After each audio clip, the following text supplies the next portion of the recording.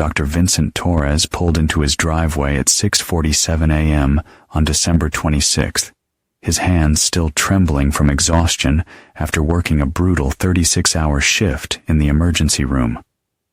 Christmas had been a parade of overdoses, domestic violence calls, and heart attacks that kept him away from his family when they needed him most. Vincent had built his reputation as St. Mary's most skilled trauma surgeon over 15 years, earning respect through his calm demeanor under pressure and his ability to save lives when others had given up hope.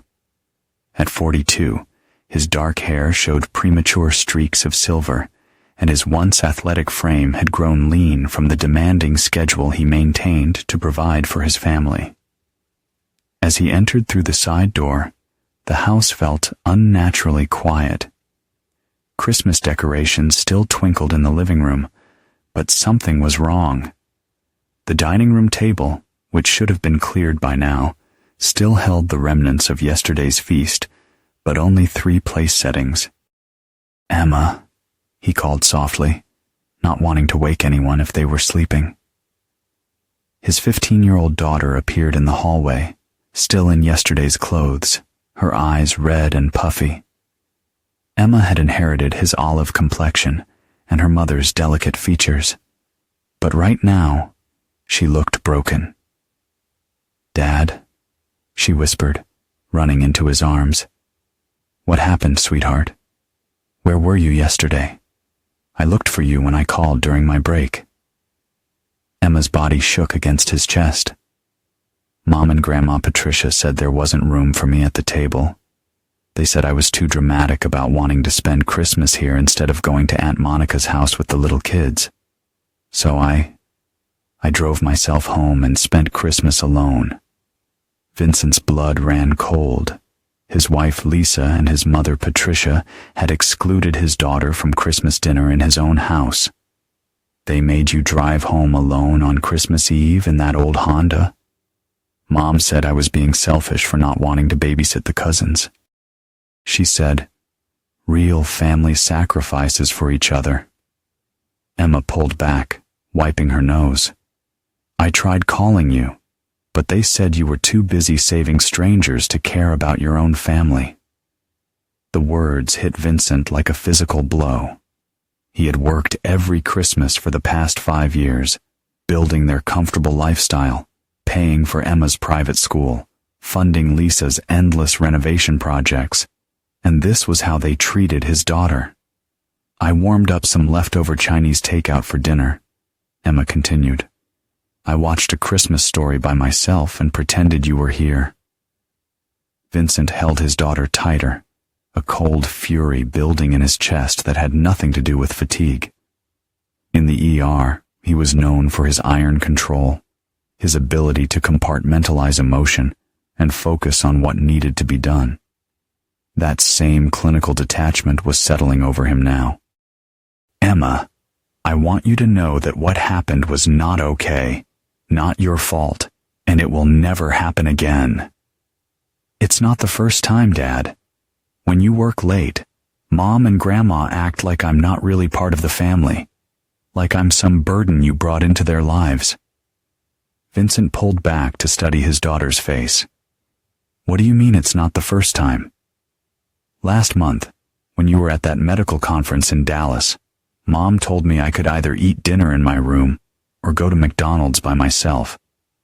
She said she and Grandma needed adult time to discuss important family matters." The clinical detachment cracked slightly. Vincent had been at that conference presenting a paper on innovative trauma procedures, building his professional reputation. Meanwhile, his wife and mother were systematically excluding his daughter from her own home. "Why didn't you tell me?" "I tried, but you always seem so tired." And Mom said, "If I complained to you about how they treated me, it would just add more stress to your life. She said you'd blame me for causing problems." Vincent studied Emma's face, seeing the careful way she had learned to navigate the emotional minefield of their household. His brilliant, sensitive daughter had been walking on eggshells, protecting him from the truth about what happened when he wasn't home. "Emma, I need you to understand something. You are my daughter. You are family. And no one, not your mother, not your grandmother, no one has the right to make you feel unwelcome in your own home. But Mom says, I don't care what your mother says." The words came out harder than he intended, and Emma's eyes widened. Vincent took a deep breath, forcing his voice back to its normal, calm tone. "What I mean is, I'm going to fix this. You should never have to spend Christmas alone." From upstairs came the sound of Lisa's alarm clock. Vincent had maybe 30 minutes before she came down to start her morning routine of yoga and expensive coffee. "Emma, I want you to go pack a bag. We're going to stay at the Hampton in downtown for a few days while I figure some things out." "Are you and Mom getting divorced?" The question hung in the air between them. Vincent realized he didn't have an answer yet. 20 years of marriage, most of them good. But something had shifted in recent years. Lisa had grown distant, critical, always finding fault with his schedule, his priorities, his relationship with Emma. "I don't know yet, sweetheart, but I know that you deserve better than what happened yesterday." As Emma headed upstairs to pack, Vincent walked through the house with fresh eyes. The expensive furniture Lisa had insisted on, the kitchen renovation that had cost him 6 months of overtime, the 3-car garage filled with her BMW and his mother's Cadillac. None of those things seemed to matter now. All of it was funded by his grueling work schedule. In the kitchen, he found Lisa's phone charging on the counter. She'd always been careless about security, using Emma's birthday as her passcode for everything. Vincent hesitated for only a moment before picking it up. The text thread that appeared at the top of her messages made his blood freeze. "Can't wait for V to leave for his next conference. 3 days at the cabin sounds perfect. Emma will be at her friend's house anyway. I told her she couldn't stay here while you and I have our romantic getaway." The response came from someone named Ryan Redart. "Your husband's a fool for working so much. If you were mine, I'd never leave you alone. Soon, baby. Soon." Vincent's hands remained perfectly steady as he scrolled through weeks of messages, plans for secret meetings, complaints about his work schedule, discussions about Emma being in the way of their relationship.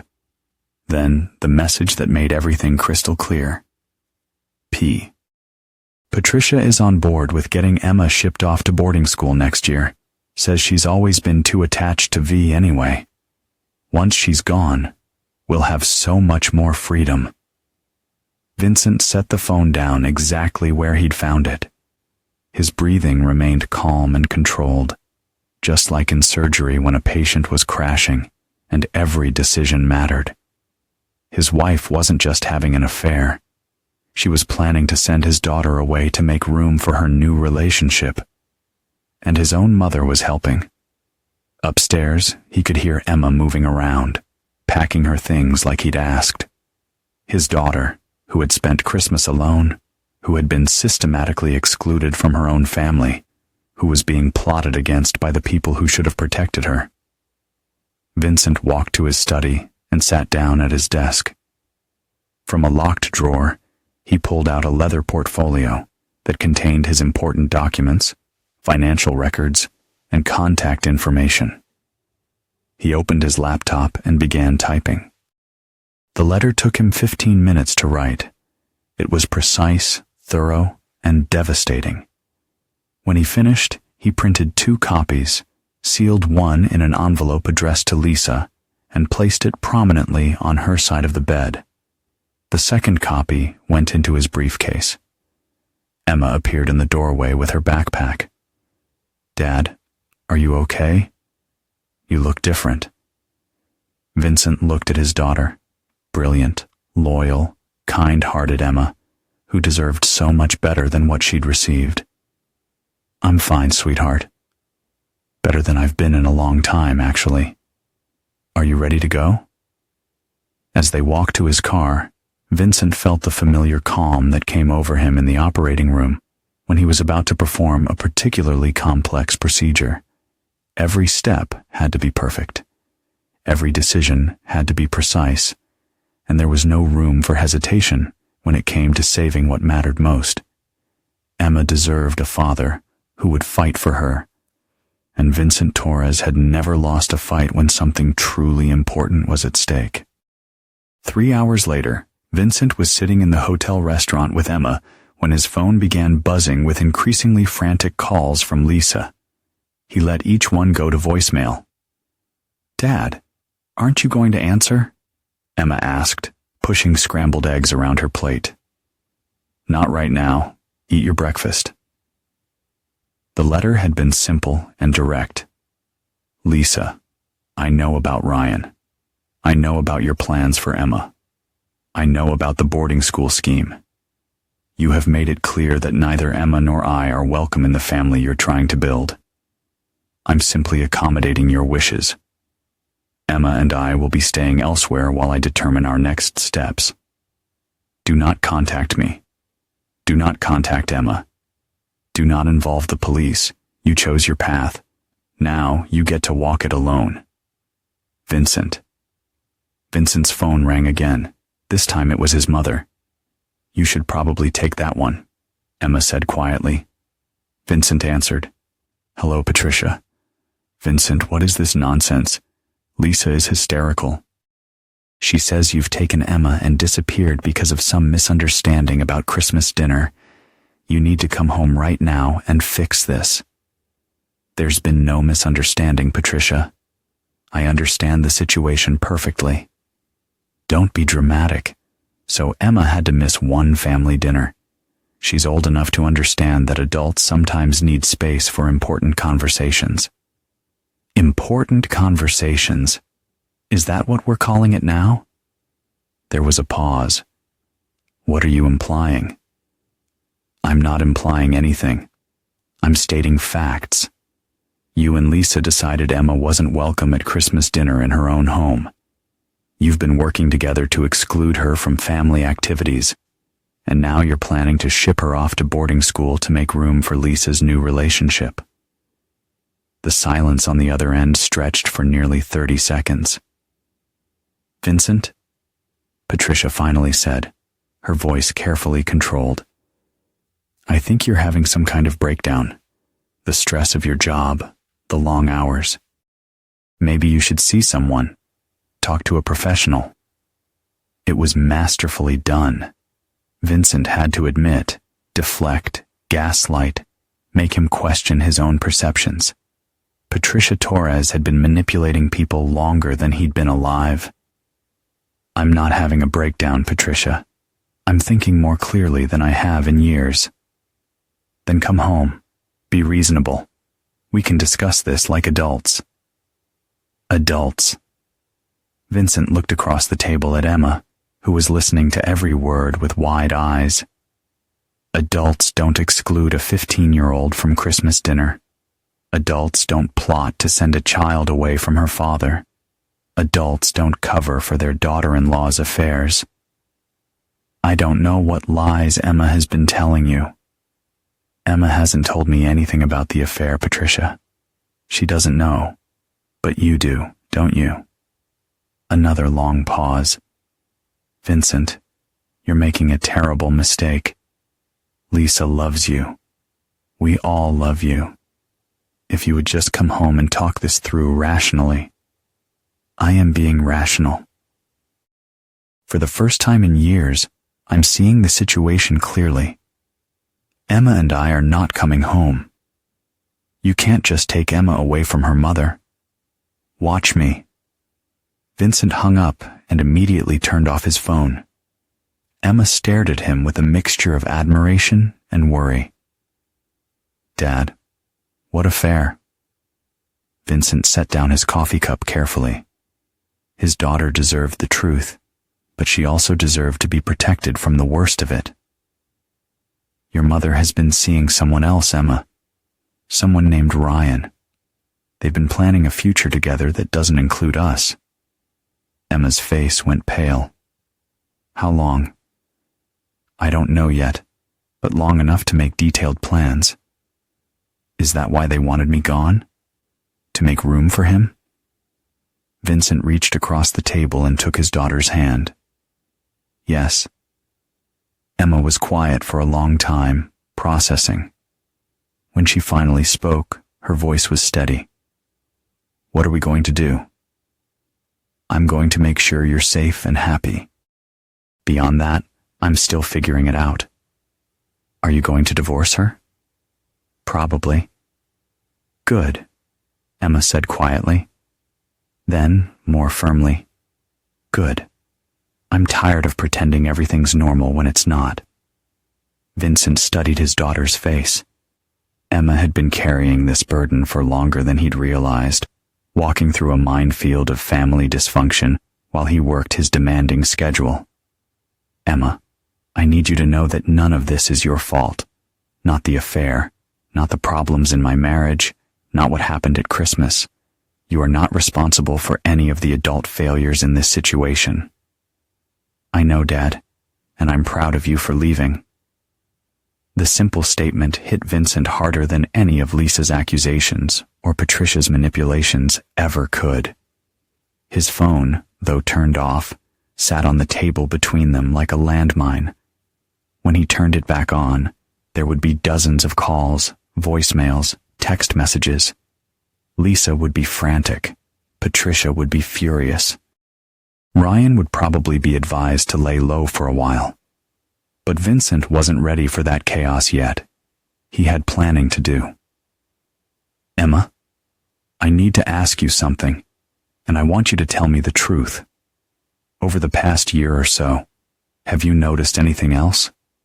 Anyone coming to the house when I wasn't there? Your mother acting differently? Emma considered the question carefully. There was this guy who came to fix the pool equipment a few months ago. Ryan something. But he was there for like 4 hours, and I thought it was weird because the pool was working fine, and Mom kept sending me on errands to the store, or to drop things off at the dry cleaner whenever he was there. Did you ever see them together? Once I came back early from the grocery store because I forgot your credit card. They were sitting really close together on the patio drinking wine. When Mom saw me, she got all flustered and said they were just discussing the pool maintenance schedule. Vincent nodded. Ryan wasn't just some random acquaintance. He was someone with legitimate access to their home. Someone Lisa could explain away if necessary. Someone who could blend into their social circle without raising immediate suspicions. Anything else? Mom's been going out more in the evenings. Book club, yoga class, girls' night. But she always seems really happy when she gets home. You know, like happier than she ever is when you're around. The clinical detachment that had served Vincent so well in the ER was beginning to crack around the edges. Lisa had been living a double life for months, maybe longer, and she'd been so confident in her deception that she'd grown careless about hiding it. Dad, Emma's voice was small. What if Mom tries to say you kidnapped me or something? What if she calls the police? Vincent considered this. Lisa was smart enough to know that involving law enforcement would open her life to scrutiny she couldn't afford. But she was also desperate now, and desperate people made poor decisions. She won't call the police, sweetheart. She has too much to hide. But even if she did, I'm your father. I have every right to spend time with you. What about school? Winter break ends next week. We'll figure it out. Vincent was quiet for a moment, thinking through his options. He had built a successful career, accumulated significant assets, established relationships throughout the medical community. But he'd also been so focused on providing for his family that he'd failed to protect the most important part of it. That mistake would not be repeated. Emma, how would you feel about transferring to a different school? Maybe somewhere we could get a fresh start. Away from here. Away from here. Emma looked around the hotel restaurant, then back at her father. Honestly, I'd love that. I've never really fit in at school anyway. All the other kids, their families are different. Their parents are around more. I always felt like I was pretending to be something I wasn't. Vincent felt a surge of protective anger. His daughter had been isolated not just at home, but at school as well, living a carefully constructed lie to cover for the dysfunction in their family. Then that's what we'll do. But first, I need to take care of some things here. What kind of things? Vincent looked at his daughter, seeing himself in her dark eyes, seeing the strength she'd inherited from him, along with his stubborn refusal to accept unfair treatment. The kind of things that make sure your mother and grandmother understand that their actions have consequences. Emma nodded slowly. Can I help? The question surprised him. Emma, they hurt both of us. They excluded you from your own family and they betrayed me. If you're going to make them pay for that, I want to be part of it. Vincent studied his daughter's face. At 15, Emma was old enough to understand the gravity of what had happened. She was also old enough to participate in ensuring it never happened again. What did you have in mind? Emma's smile was sharp and familiar. She had inherited more than just his eyes. Well, she said thoughtfully, I know where Mom keeps her backup credit cards, and I know Ryan's last name and where he works, and I definitely know all of Grandma Patricia's secrets. Vincent felt something cold and calculating settle into place in his chest. In the operating room, the most complex procedures required a team approach. Everyone had to know their role, execute their part flawlessly, and trust the others to do the same. Tell me everything you know, he said quietly. Emma leaned forward, and for the next hour, Vincent learned just how much his brilliant daughter had observed while she was being systematically excluded from her own family. By the time they finished talking, Vincent's plan was beginning to take shape, and it was going to be far more comprehensive than a simple divorce. Doctor. Vincent Torres had always been methodical in his approach to complex problems, whether he was reconstructing a shattered femur or diagnosing an unusual constellation of symptoms. Now, as he sat in his hotel room with Emma napping on the adjoining bed, he applied that same systematic thinking to the problem of Lisa and Ryan. Over the past 2 days, he had turned his phone on for exactly 30 minutes each morning and evening, just long enough to monitor the increasingly desperate messages flooding his voicemail. Lisa's calls had evolved from angry to pleading to threatening. Patricia's messages grew more manipulative with each attempt, but it was the messages they weren't leaving that told him the most. Vincent opened his laptop and began typing detailed notes about everything Emma had told him. Ryan Kellerman worked for Pinnacle Pool Services, a company that maintained pools for several upscale neighborhoods, including their own. He was 34, divorced, and according to Emma's careful observations, had been visiting their house far more frequently than their pool maintenance schedule required. More interesting was what Emma had discovered about Patricia's secrets. His mother, it turned out, had been systematically stealing from the church's charity fund for nearly 3 years, using her position as treasurer to cover small amounts that she claimed were for administrative expenses. Emma had overheard a heated phone conversation between Patricia and Father Miguel about missing money and had pieced together the truth. I didn't know if I should tell you, Emma had said. I mean, she's your mom, but she's been so mean to me, and she always acts like she's better than everyone else. Vincent had reassured his daughter that she'd done the right thing by telling him. Patricia's theft explained her increasing financial anxiety and her growing dependence on Vincent's generosity. It also gave him leverage. A soft knock at the hotel room door interrupted his planning. Vincent checked the peephole and was surprised to see Dr. Michael Reeves, his closest colleague from the hospital. "Emma," he said quietly, gently shaking his daughter awake. "Mike's here. Go into the bathroom for a few minutes." "Okay." Emma nodded and gathered her things.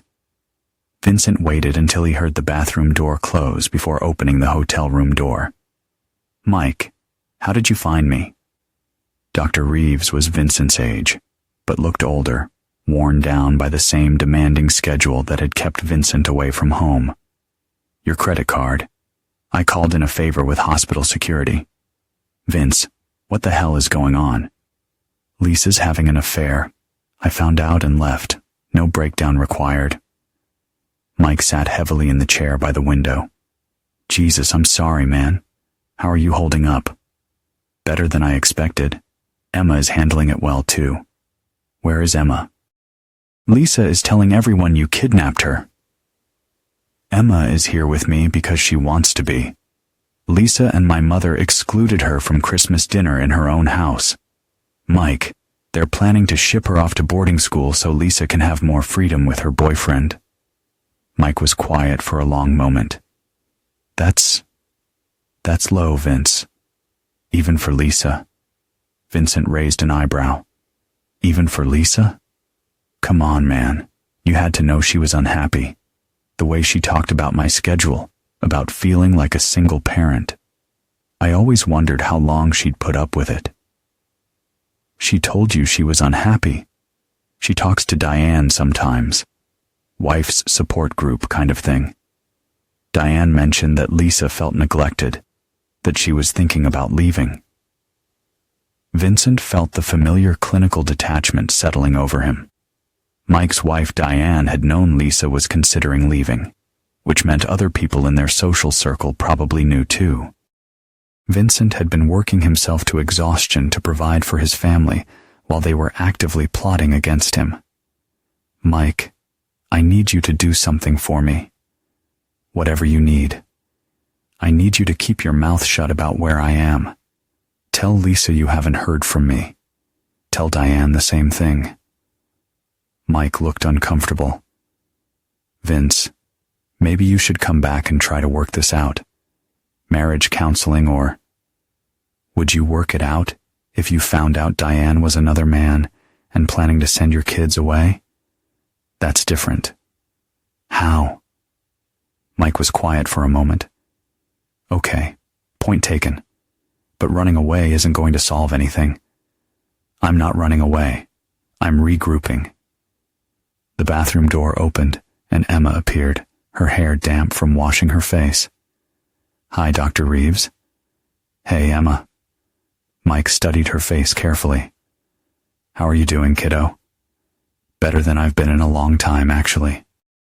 Dad and I are going to start over somewhere new." Mike looked between Vincent and Emma, clearly struggling with something. Finally, he sighed. "Vince, there's something else you should know. Ryan Kellerman isn't just some random pool guy." Vincent felt his blood pressure spike. "What do you mean?" "He's been dating around in our neighborhood for the past couple of years. Always targets married women whose husbands work long hours. He's had affairs with at least 3 other wives that I know of." Jesus Christ. Diane heard about it through the gossip network. Apparently, he's got quite a system. Gets hired to do pool maintenance, identifies lonely wives, moves in for the kill. Usually, the affairs last about 6 months before he moves on to the next target. Vincent absorbed this information, feeling pieces of a larger puzzle clicking into place. Lisa wasn't just having an affair. She was being played by a professional manipulator. Does Lisa know about his pattern? I don't think so. From what Diane heard, Lisa thinks she's special, that he really loves her. Emma spoke up from across the room. "Dad, Remember what I told you about him being at the house for 4 hours to fix the pool?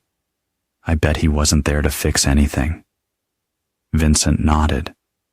Ryan had been assessing the situation, figuring out Vincent's schedule, identifying Lisa's vulnerabilities. It was a calculated seduction, not a romantic connection. Mike, I need one more favor. Name it. I need you to find out everything you can about Ryan Kellerman's previous targets. Names, details about how the affairs ended, whether their marriages survived. Can you do that? Mike hesitated. Vince, what are you planning? I'm planning to make sure he doesn't target anyone else's family. That sounds like vigilante justice. Vincent looked at his friend steadily. That sounds like community service. After Mike left, promising to gather information while maintaining Vincent's secret location, Emma emerged from the bathroom where she'd been pretending not to listen. Dad, I have an idea. I'm listening. What if Ryan doesn't know that you know about the affair yet? What if we let him think he's still got the upper hand? Vincent considered this. Lisa had probably told Ryan about the letter by now, but Ryan might not understand the full extent of Vincent's knowledge. What are you thinking? Mom's phone. You said she uses my birthday as her passcode for everything. What if we could get back into the house and check her computer, her email, maybe find more evidence about how long this has been going on? Vincent studied his daughter's face. Emma, if we do this, there's no going back. Once I have that evidence, I'm going to use it. Not just for the divorce, but to make sure both Lisa and Ryan understand that there are consequences for their choices. What kind of consequences? Vincent was quiet for a long moment, thinking about Ryan's pattern of targeting married women, about Lisa's plans to send Emma away, about Patricia's theft from the church fund. Individual pieces of information that, when combined properly, could be devastatingly effective. The kind that makes sure they never hurt another family the way they've hurt ours. Emma nodded slowly. When do we go? Tonight. Vincent's voice was steady. Lisa and Patricia both go to evening mass on Saturdays. That gives us about 2 hours. As evening approached, Vincent felt the familiar pre-surgical calm settling over him. Every complex procedure required careful preparation, precise timing, and the absolute conviction that what you were doing was necessary. This would be no different. At 6:30 p.m. On Saturday evening, Vincent and Emma sat in his car at the end of their street, watching as Lisa's BMW and Patricia's Cadillac pulled out of the driveway together. St. Catherine's evening mass started at 7:09, which gave them approximately 90 minutes to gather what they needed. You remember the plan? Vincent asked quietly. I go straight to Mom's office while you check the master bedroom. We take pictures of everything with our phones. Don't move anything that might be noticed missing. If anyone comes home early, I text you, and we meet at the side door. Vincent nodded. Emma had inherited his methodical approach to problem solving, and her insider knowledge of the house's routines made her invaluable for this operation. They entered through the garage using Vincent's remote, moving through the house like ghosts. The familiar space felt foreign now, contaminated by the knowledge of what had been happening within its walls. Emma headed directly to Lisa's small home office, while Vincent climbed the stairs to their bedroom. Lisa's computer was already logged in, another sign of her careless confidence. Vincent began systematically photographing the contents of her email, focusing on messages to and from Ryan Kellerman. What he found was worse than he'd imagined. The affair had been going on for 8 months, not the few weeks he'd assumed. Lisa and Ryan had explicit plans that extended far beyond a simple fling. They had researched boarding schools for Emma, discussed selling the house, even looked at properties in other states where they could start fresh together. More damaging were Lisa's emails to her sister Monica, detailing her complaints about Vincent and Emma. I'm so tired of pretending to care about Emma's little problems. She's not even my real daughter. She's just a reminder of Vincent's first marriage. Ryan understands that I need to put my own happiness first for once. Vincent stared at the screen, feeling something cold and final settle in his chest. Lisa had been married to Vincent for 12 years. She had helped raise Emma since she was 3 years old, and she thought of her as someone else's burden. His phone buzzed with a text from Emma. Dad, you need to see this. Mom's desk drawer. Vincent saved the emails to his phone and headed downstairs. Emma was standing in Lisa's office holding a manila folder. What is it? Forged documents. Looks like Mom's been setting up a separate bank account using information from your medical practice. And there's correspondence with a lawyer about filing for divorce and claiming you've been abusive. Vincent examined the documents Emma had found. Lisa had been systematically preparing for divorce while maintaining the pretense of a happy marriage. The abuse allegations were particularly creative. She claimed Vincent's long work hours and emotional distance constituted psychological abuse that had damaged both her and Emma. There's more, Emma said quietly. I found a recording device in the living room. Looks like she's been trying to get you to say something she could use against you. Vincent felt his jaw tighten. Lisa hadn't just been having an affair. She'd been building a legal case designed to destroy his reputation and limit his access to Emma. Emma, take pictures of everything. I need to check something upstairs. Vincent returned to the master bedroom and began a more thorough search. Hidden in the back of Lisa's jewelry box, he found a burner phone. The text messages on it told the complete story of her relationship with Ryan, including detailed discussions about how to manage Vincent during the divorce process. The final message exchange made Vincent's blood run cold. Lisa, I talked to the lawyer again. If we can prove Vincent is unstable, I might be able to get full custody and restrict his visitation. Ryan, what about Emma? Will she cooperate? Lisa, Emma won't have a choice once she's at boarding school. She'll only be home for holidays. We can control what she sees and hears. Eventually, she'll understand that this is better for everyone. Ryan, and if Vincent fights it? Lisa, then we destroy him. I've been documenting his erratic behavior for months. Long work hours, emotional distance, anger issues. By the time I'm done, no court will give him unsupervised access to Emma. Vincent photographed every message. His hands stayed perfectly steady despite the rage building in his chest. Lisa wasn't just planning to leave him.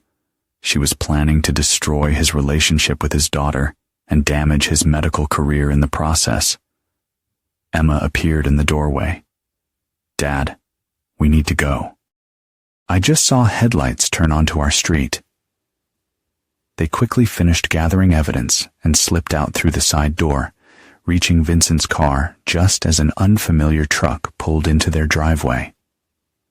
Through the windshield, Vincent saw a man who matched Emma's description of Ryan Kellerman. He's got a key, Emma whispered as they watched Ryan let himself into the house. Vincent sat in his car, watching another man enter his home with casual familiarity, and felt the last vestiges of his marriage die. Lisa hadn't just betrayed him. She had given Ryan access to everything Vincent had worked to build. Dad, are you okay? Vincent looked at his daughter, thinking about Lisa's plans to ship her away and limit his access to her. Emma had been living in a house where she was actively unwanted, surrounded by people who saw her as an obstacle to their happiness. I'm better than okay, sweetheart. I'm focused. As they drove away from the house, Vincent's phone rang. It was Mike Reeves. "Vince, I got that information you wanted about Ryan Kellerman. It's worse than we thought." "How much worse?" 3 previous affairs, all with married women in upscale neighborhoods. In every case, the women thought they were in love and that he was going to leave his wife for them. But Ryan was never married. He's a professional con artist who targets lonely wives with wealthy husbands. Vincent absorbed this information. What happened to the marriages? 2 ended in divorce. The husbands got destroyed financially because their wives had been manipulated into hiding assets and running up debt. The 3rd marriage survived, but barely. That couple moved across the country to get away from the scandal. And Ryan, he disappears for a few months, then resurfaces in a new area with a new identity. Different last name, different background story, same pattern. Vincent felt pieces of the puzzle clicking into place. Ryan wasn't just having an affair with Lisa. He was running a long-term con designed to extract as much money as possible before moving on to his next target. "Mike, I need one more favor. Can you find out Ryan's real name and background?" "Already on it. His real name is Ryan Mitchell. He's originally from Phoenix, has a record for fraud and identity theft going back 15 years. Vincent smiled for the first time in days. "Perfect. Send me everything you can find." After hanging up, Vincent turned to Emma. "How would you like to learn about justice, sweetheart?" "What do you mean?" "Your mother and Ryan think they're very clever. They've been planning to destroy our family and steal everything I've worked for. But they made one crucial mistake." "What's that?" Vincent's smile was cold and calculating. "They assumed I would be a passive victim." Emma studied her father's face. "What are we going to do?" "We're going to give them exactly what they deserve, and we're going to make sure they never hurt another family again." As they drove back to the hotel, Vincent began explaining his plan to his daughter. It was complex, ruthless, and absolutely devastating. Emma listened carefully, asking intelligent questions and offering suggestions that made the plan even more effective. By the time they reached the hotel, both father and daughter were smiling. Vincent spent Sunday morning making phone calls from the hotel business center while Emma researched boarding schools online, not because they were considering them, but because they needed to understand exactly what Lisa and Ryan had planned for her future. The first call was to his lawyer, David Chun, who agreed to meet them Monday morning for an emergency consultation. The second was to Father Miguel at St. Catherine's, requesting a private meeting about a delicate matter concerning parish finances. The third was to the Phoenix Police Department, where Detective Sarah Walsh was very interested to learn that Ryan Mitchell had resurfaced under a new identity. The wheels of justice were turning, and Vincent felt a fierce resolve settle inside him as he prepared for the fight ahead. "Emma," Vincent said as they sat in the hotel restaurant for lunch, "I need you to understand something about what we're going to do. Once we set this in motion, there's no stopping it. Your mother and Ryan are going to face consequences that will change their lives permanently." Emma looked up from her salad. "Dad, they were planning to destroy your career and send me away so they could be together. They deserve whatever happens to them." Vincent studied his daughter's face. At 15, Emma was already showing the kind of moral clarity that had taken him 42 years to develop. "All right then. Here's what's going to happen." The plan Vincent outlined was elegant in its simplicity and devastating in its execution. Every element was designed to use Lisa and Ryan's own actions against them, creating a cascade of consequences that would destroy their relationship and leave them both facing serious legal problems. Phase 1 will begin Monday morning with Vincent's lawyer filing for divorce on grounds of adultery, supported by the evidence we gathered from Lisa's computer and phone. But instead of serving Lisa immediately, we will wait.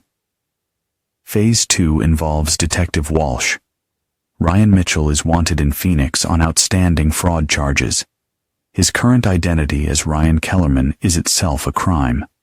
All Detective Walsh needs is confirmation of his location and evidence of his ongoing criminal activity. Phase 3 is where your knowledge of Patricia's embezzlement will come into play. Father Miguel has been suspicious of missing funds for months, but he hasn't been able to prove anything. I will provide the evidence, but only after ensuring Patricia understands exactly why her life is imploding. But Dad, Emma said thoughtfully, if we expose everything at once, they might be able to work together to minimize the damage. What if we made them turn on each other first? Vincent paused, impressed by his daughter's tactical thinking. What do you have in mind? What if Ryan thought Mom was betraying him? What if Mom thought Ryan was using her? Go on. Emma's eyes gleamed with an intelligence that reminded Vincent why he was so proud of her. Ryan doesn't know that we know about his real identity or his criminal record. What if we let him think Mom found out and was threatening to expose him? Vincent considered this.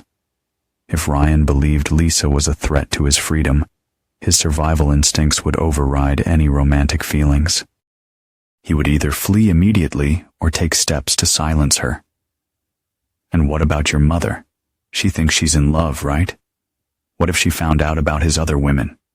What if she realized she was just another mark? Vincent smiled. Emma, you have a devious mind. I'm very proud of you. That evening, they put Phase 1 into motion. Vincent called Lisa for the first time since leaving the house. Vincent, thank God. Where are you? Where's Emma? I've been going crazy with worry. We're safe. That's all you need to know. This is insane. You can't just take Emma and disappear. You can't just take Emma and disappear. You can't just take Emma and disappear. You can't just disappear with Emma because you're having some kind of midlife crisis. Lisa, we need to talk. Just the two of us. No lawyers, no family members, no other distractions. There was a pause. Okay. Yes. Where do you want to meet? Tomorrow night, 7 p.m. The restaurant at the Marriott downtown. Come alone. Vincent, I love you. We can work this out. Maybe we can. But first, we need complete honesty between us. After hanging up, Vincent looked at Emma. She agreed to meet. Now, for the hard part. While Lisa was agreeing to meet Vincent, Emma was implementing her own part of the plan. Using her mother's laptop password, she logged into Lisa's email account and sent a carefully crafted message to Ryan. Ryan, I need to see you urgently. Vincent is asking questions about the money I've been transferring to our joint account. I think he might be having me investigated. We need to talk about protecting ourselves before this gets out of hand. Can you meet me tomorrow night at 8 p.m. at our usual place? I'm scared about what might happen if he finds out about us before we're ready. Lisa. The message was designed to make Ryan believe that Vincent was closing in on their financial schemes and that Lisa was panicking. A panicked accomplice was a dangerous liability.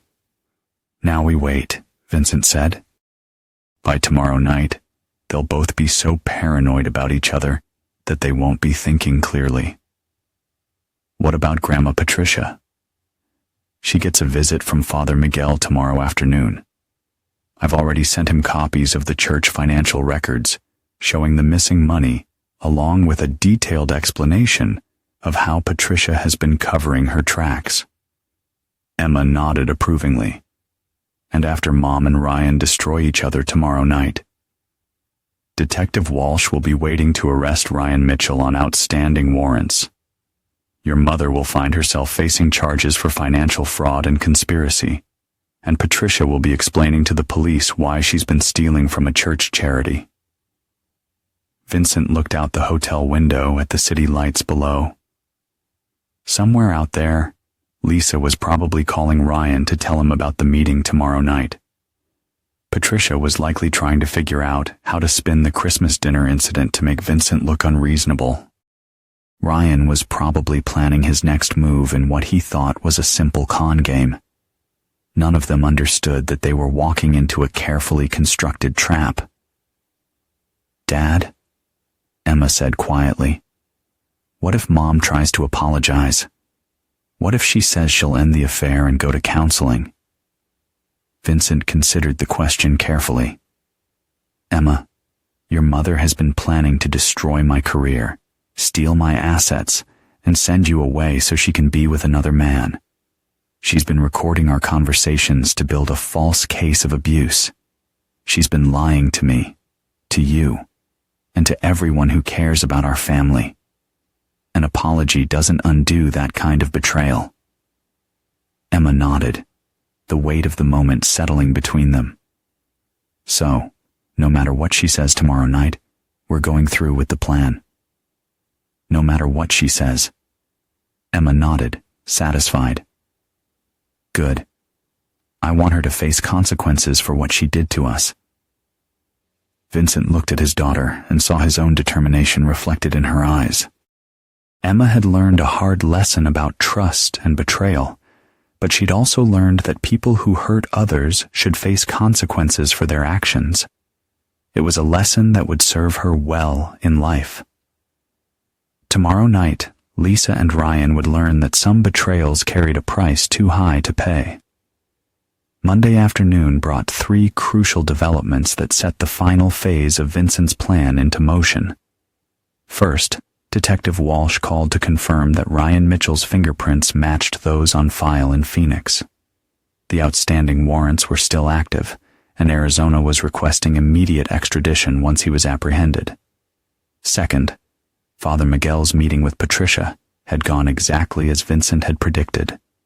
Confronted with documentary evidence of her embezzlement, Patricia had broken down and confessed to stealing nearly $15,000 from the church charity fund over 3 years.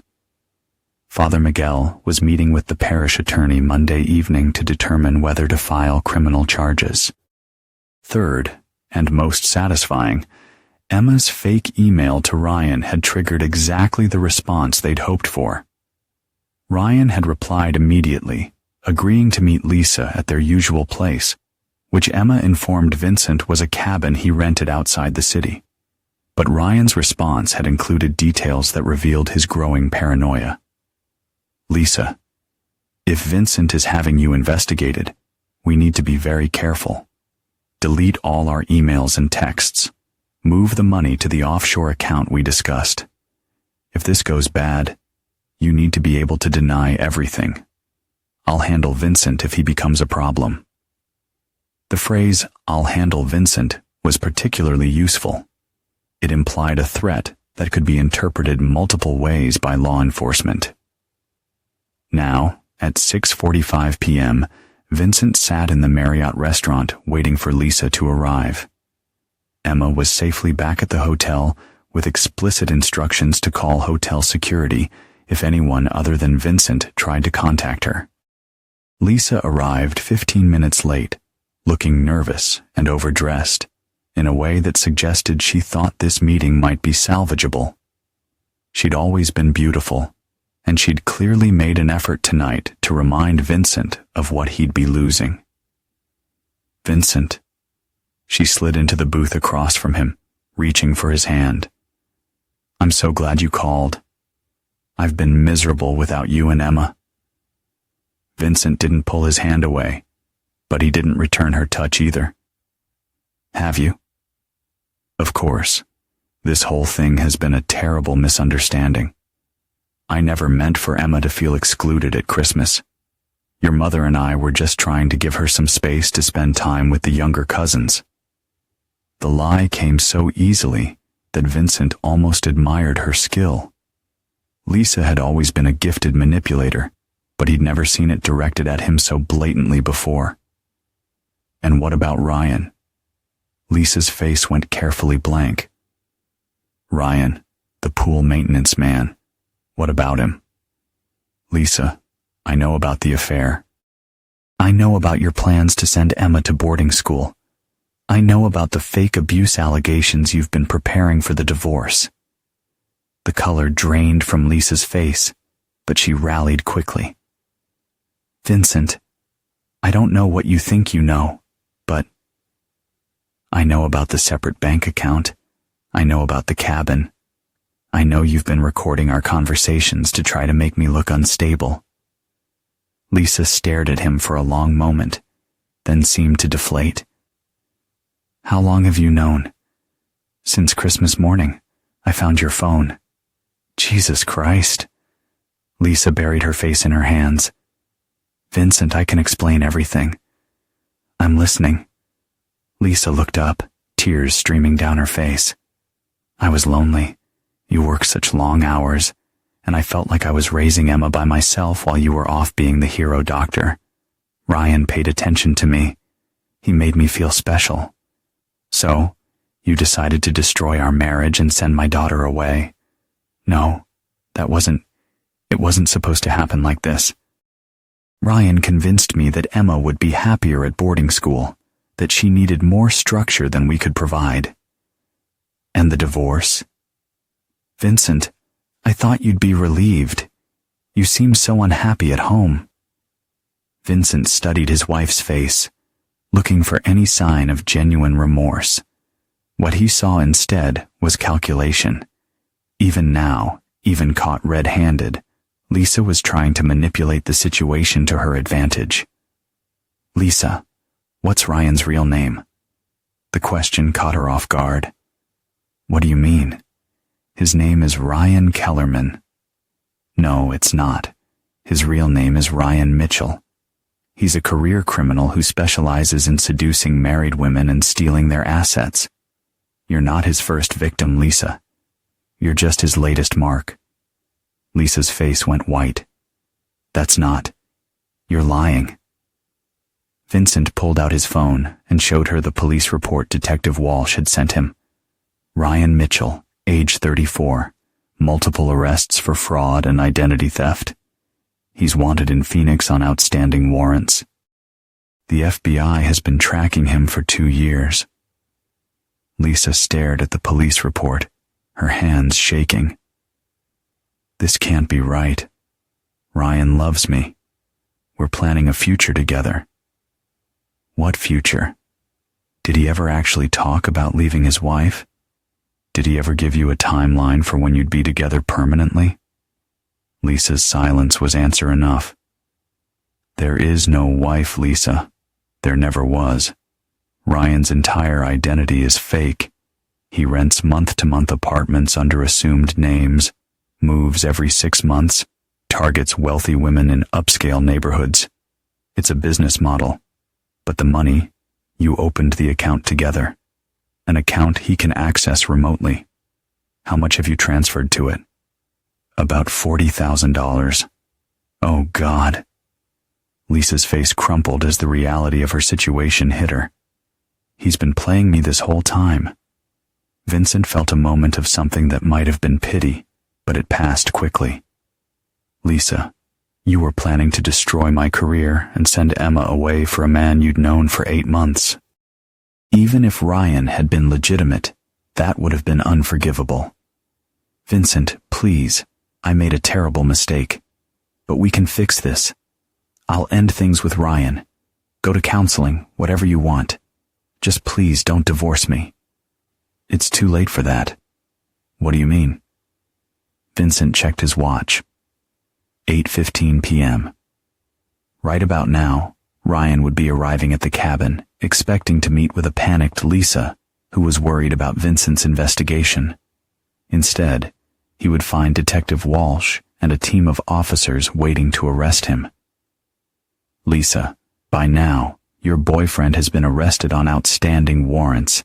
The FBI is seizing the bank account you opened together as evidence in his fraud case, and tomorrow morning, you're going to be facing your own charges for conspiracy and financial fraud. Lisa stared at him in horror. You set this up. I expose the truth. There's a difference. Vincent, you can't do this to me. I'm your wife. You stopped being my wife the moment you started planning to destroy my relationship with Emma. Lisa's expression shifted from panic to anger. Fine. You want to play hardball? I'll destroy you in court. I have recordings of you threatening me, documentation of your emotional abuse, witnesses who will testify that you're an unfit father. Vincent smiled coldly. The recordings where you edited out your own responses to make me look unstable. The witnesses who will have to admit under oath that they helped you exclude Emma from family events. The abuse allegations that coincidentally started the same week you opened a secret bank account with your criminal boyfriend. Lisa's face went pale as she realized how thoroughly her plans had been exposed. It's over, Lisa. Your boyfriend is in jail. Your mother-in-law is being charged with embezzlement. And you're about to face federal charges for conspiracy to commit fraud. Patricia, what does she have to do with any of this? She's been stealing from the church charity fund for 3 years. Father Miguel has all the evidence now. Turns out your whole family has been living a lie. Lisa's sad and stunned silence lasted for several minutes. When she finally spoke, her voice was barely a whisper. What about Emma? Emma will be fine. She'll be living with her father, who actually loves her and would never consider sending her away for his own convenience. Vincent, please, I'm begging you. Don't destroy me completely. Vincent stood up, dropping a $20 bill on the table. Lisa, you destroyed yourself the moment you chose to betray the people who loved you. I'm just making sure everyone else can see what you really are. As he walked away, Vincent could hear Lisa crying behind him, but he didn't look back. The first domino had fallen. By tomorrow, the rest would follow in rapid succession. The next morning, Vincent woke to the sound of his phone buzzing with a text message from Detective Walsh. Ryan Mitchell had been arrested without incident and was being held without bail, pending extradition to Arizona. The FBI had seized the joint bank account, and Lisa would be receiving a subpoena to testify in the upcoming fraud trial. Meanwhile, Father Miguel had filed a police report against Patricia, who was now facing charges for embezzlement. The parish attorney was working with the district attorney's office to build a case that would likely result in significant jail time for Patricia. Vincent took a deep breath, feeling a sense of closure wash over him. The reckoning had begun, and there was no turning back. He looked over at Emma, who was still sleeping peacefully in the adjoining room. Today, they would start their new life together, free from the toxic influence of Lisa and Patricia. Today, they would begin to heal and rebuild. Tuesday morning brought chaos to Lisa's carefully constructed world. Vincent watched from the hotel restaurant as local news reported the arrest of a confidence man who targeted wealthy suburban women and the investigation into financial irregularities at a local church. The stories didn't mention names yet, but they would soon enough. Emma looked up from her eggs Benedict with satisfaction. Do you think Mom's seen the news yet? I'm sure she has, along with about 50 text messages from people asking if she's okay. Vincent's phone had been remarkably quiet since he'd left Lisa at the restaurant the night before. No desperate calls, no pleading voicemails, no attempts to negotiate. Either Lisa was in shock, or she was consulting with a lawyer. At 10 a.m., they had their meeting with David Chun, Vincent's attorney. Chun had reviewed all the evidence Vincent and Emma had gathered, and was confident that the divorce would be swift and decisive. The adultery is well documented, Chun explained, but the financial fraud and the conspiracy charges will be the real problem for Lisa. The FBI is treating this as part of a larger investigation into Ryan Mitchell's criminal network. She's looking at potential federal charges. What about custody of Emma? With Lisa facing criminal charges and the documentation of her plans to send Emma away, I can't imagine any court granting her custody. The abuse allegations she was preparing actually work against her now. They show premeditation and malicious intent. Emma spoke up from her chair. What happens to all the money Mom transferred to Ryan's account? The FBI has frozen the account, Chun replied. The money will eventually be returned as evidence of fraud, but it could take months. In the meantime, Lisa is going to have significant legal expenses with no access to the funds she was hiding. Vincent nodded grimly.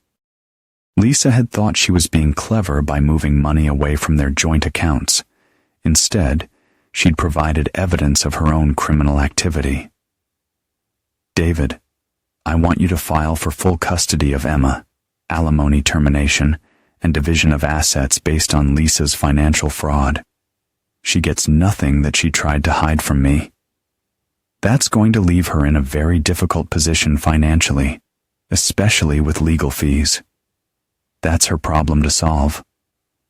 After the meeting with Chun, Vincent and Emma drove to St. Catherine's Church for the second phase of their plan.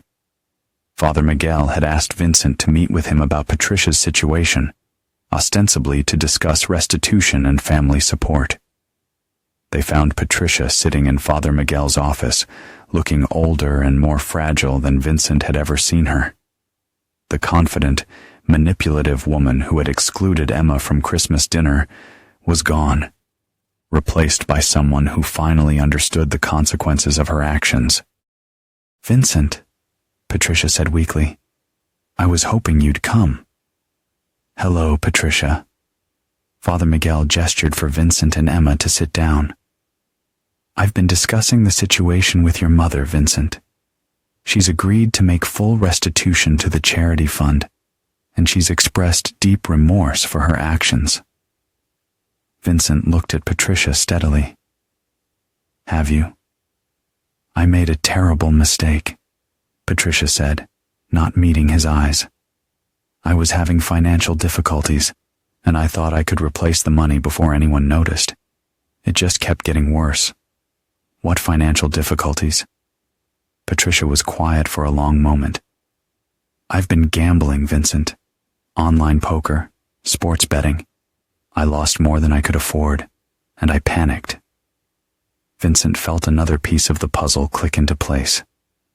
Patricia's increasing demands for financial help, her anxiety about money, her willingness to support Lisa's plans to send Emma away, all of it was connected to a gambling addiction. "How much do you owe?" "About $30,000.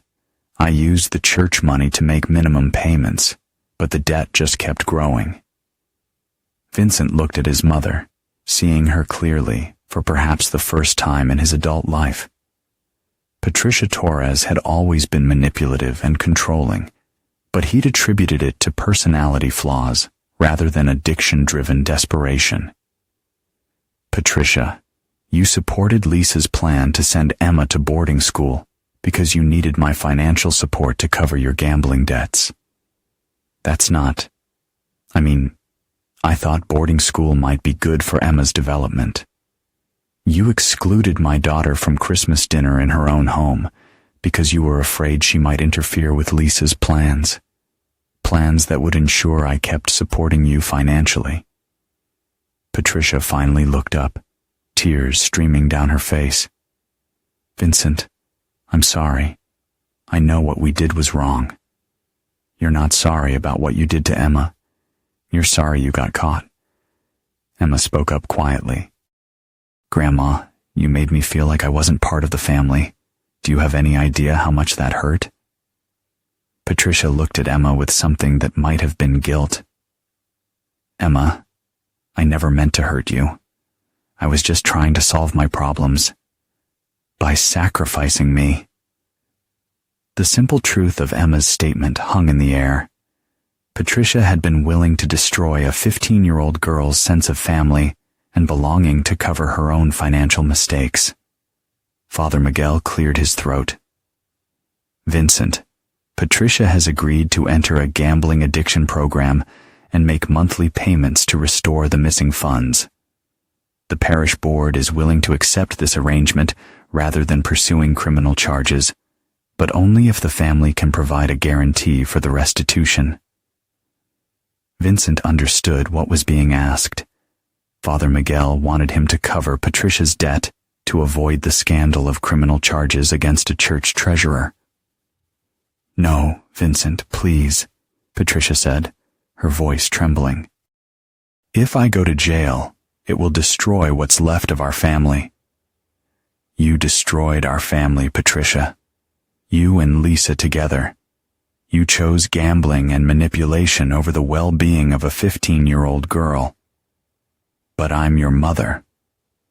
Vincent looked at Patricia for a long moment, thinking about Emma spending Christmas alone while Patricia and Lisa enjoyed their adult time together. A mother protects her grandchildren. She doesn't sacrifice them for her own convenience. You stopped being my mother the moment you chose to hurt Emma. Patricia's face crumpled. "Vincent, you can't mean that. Father Miguel, Patricia will need to face criminal charges. I won't be providing any financial support or legal assistance. She made her choices, and now she gets to live with the consequences." Vincent stood up, taking Emma's hand. "Come on, sweetheart. We're done here." As they walked out of the church, Emma squeezed her father's hand. "Dad, was that hard? Cutting ties with your mom?" Vincent considered the question. "It should have been harder than it was, but she stopped being my mother the moment she decided you were expendable. No regrets? None." They drove back toward the hotel, but Vincent pulled into a parking lot overlooking the city instead. "Emma, there's one more thing we need to discuss." "What's that?" "This morning, I got a call from Denver General Hospital. They've offered me a position as head of emergency medicine. It's a significant promotion, better pay, and it would give us a chance to start completely fresh." Emma's eyes lit up. "When would we move?" "As soon as the divorce is finalized, maybe 6 weeks." "What about school?" "There's an excellent public school near the hospital. Small classes, strong academics, and you'd be able to start over without any of the baggage from here." Emma was quiet for a moment, looking out at the city where she'd grown up. "Dad, will Mom be able to visit me in Denver?" Vincent had been dreading this question. "Emma, your mother is facing serious criminal charges. Even if she avoids prison time, she's going to have legal restrictions on travel for several years. And honestly, after what she was planning to do to you, I'm not comfortable with unsupervised visits. I understand, and I'm okay with that. She showed me who she really is." Vincent studied his daughter's face, impressed by her emotional maturity. "Emma, you know that none of this was your fault, right? Your mother's choices, Patricia's choices, the affair, the lies, none of that had anything to do with you." "I know, Dad, and I know you'll never abandon me the way they did." Vincent felt his throat tighten with emotion. "Never. You're the most important thing in my life, Emma. Everything I do is to protect you and give you the best future possible." "Then let's go to Denver. Let's start over." As they drove back to the hotel, Vincent's phone buzzed with a text message from an unknown number. "You destroyed my life for nothing. Ryan never loved me. I lost everything for a lie. I hope you're happy." Vincent showed the message to Emma, who read it and shrugged. She destroyed her own life. "Dad, you just made sure everyone could see what she'd done." Vincent deleted the message without responding. Lisa had made her choices, and now she was facing the consequences.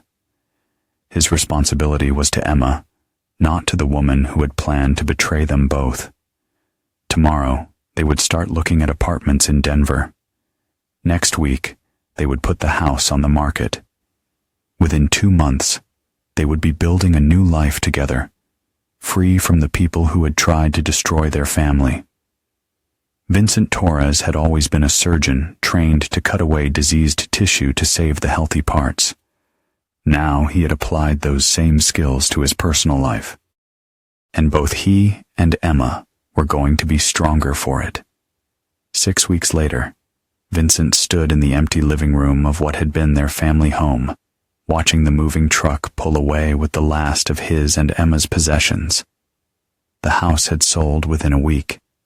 Apparently, the pool and landscaping Ryan had worked on were particularly attractive to buyers who didn't know the full story.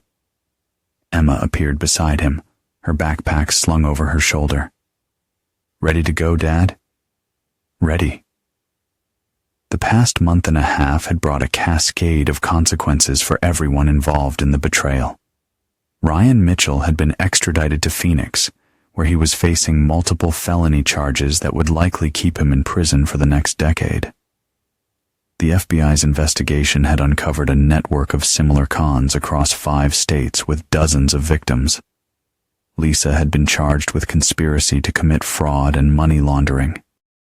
Her lawyer had negotiated a plea deal that would keep her out of federal prison, but she was facing 3 years of probation, massive fines, and restitution payments that would consume most of her remaining assets. The divorce had been finalized with Vincent receiving full custody of Emma and the majority of their shared assets. Patricia had been formally charged with embezzlement and was awaiting sentencing. Her gambling addiction had cost her not only her freedom, but her relationship with her son and granddaughter. Vincent had heard through mutual acquaintances that she was living with her sister Monica and working as a cashier to pay legal fees. But the most satisfying consequence had been watching Lisa's social circle turn against her as the full story emerged. The women who had once envied her lifestyle now whispered about her gullibility and poor judgment. The couples who had double-dated with Lisa and Vincent now avoided her completely, embarrassed by their association with the scandal. Vincent felt no pity for any of them. They had made their choices, and choices had consequences. "Dad," Emma said as they walked to the car, "do you ever wonder what would have happened if you hadn't found out about the affair?" Vincent considered the question. "You would have been shipped off to boarding school. I would have lost most of my assets in a rigged divorce, and Ryan would have disappeared with whatever money he could steal." Emma nodded, her eyes reflecting a mix of relief and determination. "We're better off now, aren't we?" "Absolutely. We're starting fresh, and that's what matters." As they drove away from the house, Vincent felt a sense of closure and optimism. The past was behind them, and the future was wide open. They were heading to Denver, where a new life awaited them, free from the shadows of betrayal and deceit. Together, they would build a stronger, more resilient family, one that could face any challenge with courage and unity. By the time I figured out what had happened, it would have been too late to stop any of it. So, finding out saved us.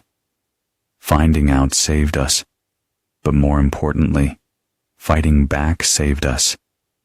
If I had just accepted the betrayal and tried to work things out, we'd both still be living with people who saw us as obstacles to their happiness. Emma nodded thoughtfully. "I'm glad you're not the kind of person who forgives and forgets." "Some things shouldn't be forgiven, sweetheart. When people show you who they really are, believe them the first time." The drive to Denver took 8 hours with Emma navigating and Vincent driving his practical sedan packed with their immediate necessities. They had deliberately traveled light, bringing only what they needed to start fresh. Everything else could be replaced.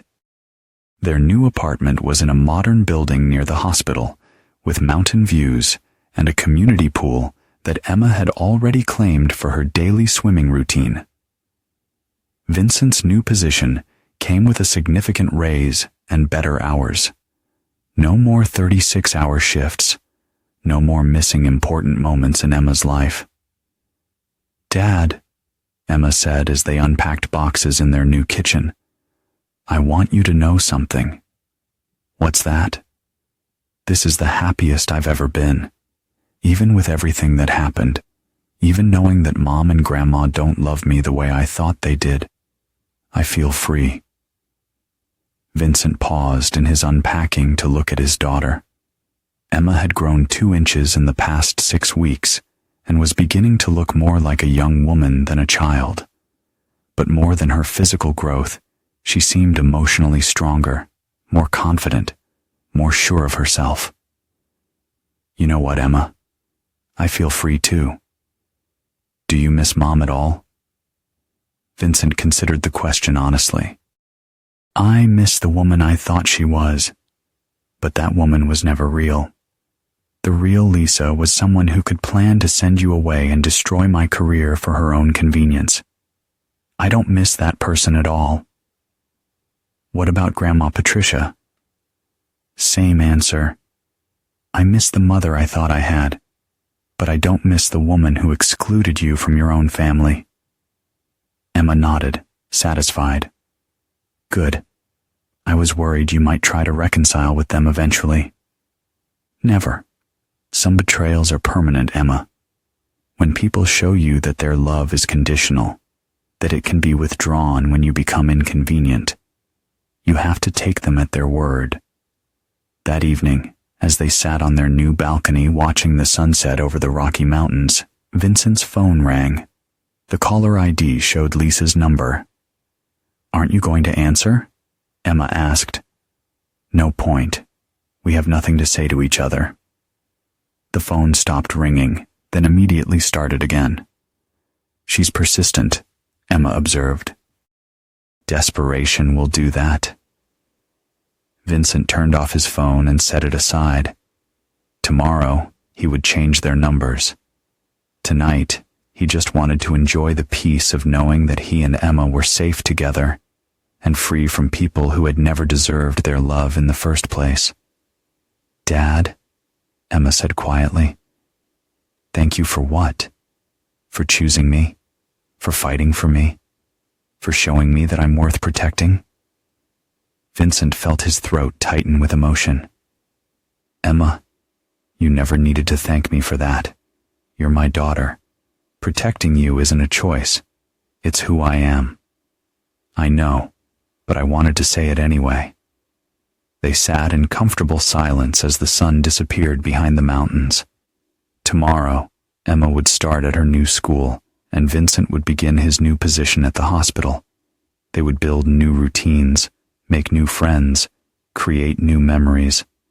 But tonight, they were simply a father and daughter who had survived betrayal and emerged stronger together. Vincent Torres had learned that the most important surgery he could perform was cutting toxic people out of his life, and the results had been life-saving. 1 year later, Dr. Vincent Torres was reviewing charts in his office at Denver General when his assistant knocked on the door. "Dr. Torres, there's a woman here to see you. She says she's your ex-wife and that it's urgent." Vincent looked up from his paperwork, feeling nothing but mild annoyance at the interruption. "Tell her I'm not available." "She says it's about Emma. She seems pretty desperate, sir." Vincent set down his pen carefully. In the past year, he had spoken to Lisa exactly twice, both times through lawyers regarding final divorce paperwork. She had been forbidden from contacting Emma directly due to the conditions of her probation. "Send her in, but leave the door open." Lisa entered his office looking dramatically different from the polished woman he had been married to. Her clothes were off the rack and slightly wrinkled. Her hair was dyed an unfortunate shade of brown, and she had the thin, desperate look of someone who had been living on stress for months. Vincent, thank you for seeing me. You have 5 minutes. What do you want? Lisa sat down uninvited, her hands shaking slightly. I want to see Emma. It's been over a year since I've talked to my daughter. Emma isn't your daughter. You made that clear when you planned to ship her off to boarding school for your convenience. That was a mistake. I was confused, manipulated by Ryan. I know I screwed up, but Emma is still my stepdaughter. I raised her for 12 years. Vincent studied Lisa's face, noting the careful way she avoided taking full responsibility for her actions. Even now, even after losing everything, she was still trying to manipulate the narrative. Lisa, Emma is 16 years old. She's thriving in school. She has friends. She's happy. Why would I disrupt that so you can feel better about your choices? Because I love her. I made mistakes, but I do love Emma, and I think she loves me too. You're wrong. The simple statement hit Lisa like a physical blow. What do you mean? Emma doesn't love you, Lisa. She's relieved you're gone. She told me last week that she hopes she never has to see you again. Lisa's face crumpled. She can't mean that. Vincent opened his desk drawer and pulled out a letter. Emma wrote this for her college application essay. It's about family loyalty and learning to recognize when people show you who they really are. Would you like to hear what she said about you? Vincent, please don't. Vincent began reading aloud. I learned that love isn't just about what people say. It's about what they do when you're vulnerable. My stepmother claimed to love me for 12 years, but when it became convenient to send me away, she was willing to sacrifice my well-being for her own happiness. That taught me that some people's love is conditional, and that conditional love isn't really love at all. Lisa was crying now, but Vincent continued reading. My father, on the other hand, gave up everything to protect me. He lost his marriage, his home, his relationship with his mother, and his entire social circle, rather than allow people to treat me as expendable. That's when I learned the difference between people who say they love you and people who actually do. Vincent set the letter down and looked at Lisa steadily. Emma submitted that essay to Harvard, Stanford, and MIT. All 3 schools accepted her with full scholarships. She's going to be a doctor, Lisa. Despite your best efforts to derail her life, she's going to be extraordinary. I never wanted to derail her life. I thought boarding school would be good for her. You thought boarding school would get her out of the way so you could live with your criminal boyfriend. Don't rewrite history now that you're facing the consequences. Lisa wiped her eyes, trying to compose herself. Vincent, I know I made terrible mistakes, but I've paid for them. I lost everything. My marriage, my home, my reputation, most of my money. I'm living in a studio apartment and working retail. Haven't I suffered enough? Vincent leaned back in his chair, feeling the familiar clinical detachment that had served him so well in surgery. Lisa, you didn't just make mistakes. You made calculated decisions designed to destroy my relationship with my daughter and steal assets I had worked 15 years to accumulate. The fact that your criminal boyfriend was playing you doesn't change what you were willing to do to us. But I love Emma. No, you don't. You love the idea of not being alone with your guilt. You want Emma's forgiveness so you can feel better about yourself, but you don't actually care about what's best for her. Lisa was quiet for a moment, then tried a different approach. What about Patricia? She's your mother, Vincent. She's dying. Vincent felt a brief spike of surprise, then nothing. I'm sorry to hear that. That's it? Your mother is dying and you're sorry to hear it? Patricia stopped being my mother when she chose to hurt Emma for her own benefit. Her medical condition doesn't change what she did. She wants to see you and Emma before she dies, to apologize, to make things right. There's nothing to make right. Patricia showed us who she really was. We believed her. Lisa stared at him in horror. How can you be so cold? How can you just cut people out of your life like they never mattered? Vincent considered the question carefully. Lisa, when you planned to send Emma away, did you consider how it would affect her? When you recorded our conversations to build a false abuse case, did you think about what that would do to my medical career? When you opened secret bank accounts with your boyfriend, did you care about betraying the trust I'd placed in you for 20 years? That's different. No, it's not. You made calculated decisions to hurt people who loved you. I'm making calculated decisions to protect my daughter from people who hurt her. The difference is that my decisions are based on love, and yours were based on selfishness. Lisa stood up abruptly. Fine. I can see you're never going to forgive me. But what about Emma? Doesn't she deserve the chance to decide for herself whether she wants a relationship with me? Vincent smiled coldly. Emma has decided. She blocked your phone number. She refused the birthday card you sent through my lawyer. And she's legally changing her last name to Torres, so there's no connection to you at all. You turned her against me. I didn't have to. You did that yourself when you excluded her from Christmas dinner in her own home. Lisa stood there for a moment, seeming to understand finally that there would be no reconciliation, no forgiveness, no second chances. Vincent, I know you hate me, but someday Emma is going to want answers about her family, about why things happened the way they did. What are you going to tell her? Vincent stood up, indicating the meeting was over. I'm going to tell her the truth. That some people can be trusted with your love, and some people can't.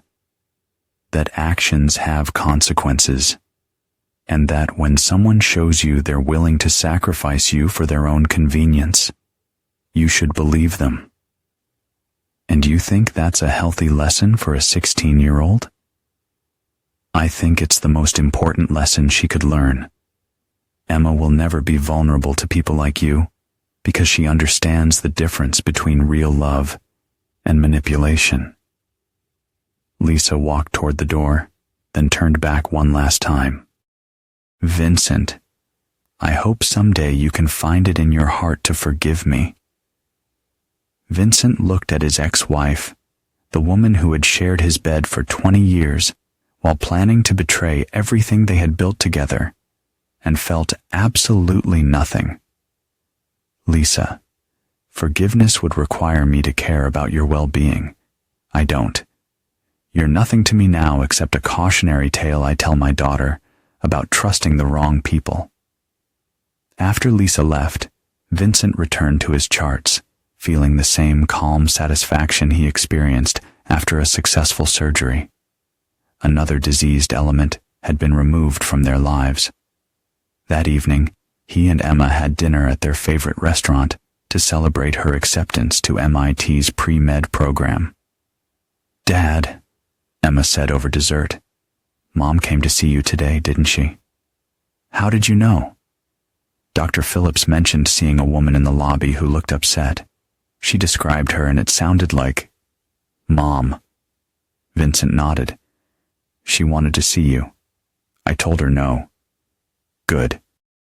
I have nothing to say to her.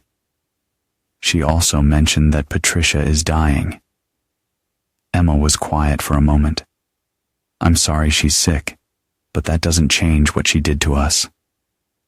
Vincent studied his daughter's face, seeing his own moral clarity reflected there. Emma had learned to distinguish between pity and obligation, between forgiveness and enabling. No regrets? He asked. None. You taught me that some people don't deserve second chances, Dad. Mom and Grandma Patricia proved they couldn't be trusted with our love. I'm not going to pretend otherwise just because one of them is dying. Vincent felt a surge of pride in his daughter's strength and clarity. At 16, Emma had already learned lessons about loyalty and consequences that some people never mastered. Emma, are you happy with the life we've built here? Happier than I've ever been. I have a father who would do anything to protect me. I'm going to the best university in the country, and I never have to pretend that people who hurt me deserve my forgiveness. What more could I want? Vincent smiled, thinking about the letter Emma had written for her college applications. His daughter was going to be a doctor just like him. But more importantly, she was going to be someone who couldn't be manipulated or betrayed because she understood the true cost of trusting the wrong people. Dad, Emma said as they walked to the car, do you think Mom will keep trying to contact us? Probably. Desperate people don't give up easily. What do we do when she does? Vincent looked at his daughter, brilliant, strong, uncompromising in her standards for how people should treat those they claim to love. We ignore her. Some bridges should stay burned, Emma. Some people don't get to come back into your life just because they want to. Emma nodded, satisfied. Good. I like our life better without people who think love is negotiable. As they drove home through the Denver streets, Vincent reflected on the past year. He had lost a wife, a mother, and a comfortable illusion about family loyalty. In return, he had gained absolute clarity about what mattered most, and an unshakable bond with the one person who had never betrayed his trust. Dr. Vincent Torres had performed many successful surgeries in his career, but the most important one had been cutting the toxic people out of his and Emma's lives. The patient, their family of 2, had made a complete recovery, and there would be no follow-up appointments with the people who had tried to destroy them. Some amputations were permanent. Some betrayals were unforgivable, and some people simply didn't deserve a second chance to hurt the ones they claimed to love. Vincent Torres understood this now, and he had taught his daughter the same lesson. Neither of them would ever be vulnerable to false love again. With the past behind them and the future open before them, father and daughter faced life together, stronger and wiser, ready to protect what mattered most, each other.